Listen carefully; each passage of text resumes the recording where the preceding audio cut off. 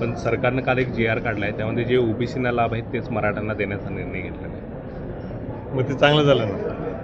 तणावाची परिस्थिती त्याकडे शासनाचं लक्ष जास्तीत जास्त असलं पाहिजे आणि असं हे वातावरण राहणं बरोबर नाही आहे, ते दुरुस्त करतील.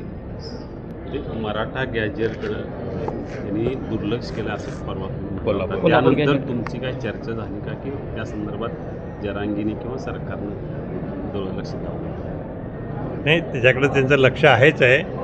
त्या दिवशी त्यांनी असं गृहीत धरलं सगळ्या गॅजेटर्समध्ये हे सुद्धा आहे. आणखी त्याचं काही मनापासून असं काही नाही, पण त्यांनी यापुढं हे आहेच आहे आणि ते येणार आहेत आता कोल्हापूरला. कोण जरांगी? जरांगे पाटील. कधी काही बोलणं झालं तुमचं? फोनवर बोलणं झालं. आजचा सोहळा म्हणजे 0.1% सुद्धा पूर्वीसारखं काही नाही आहे, परंतु एक प्रतीक आहे ते. पूर्वी जो शिवाजी महाराज सोहळा रायगडला झाला होता त्याचं, आणि त्यातून आपल्या सर्वांना एक स्फूर्ती मिळते, दिशा मिळते, आणि त्या दिशेने आपण योग्य दिशेने जायचं आहे.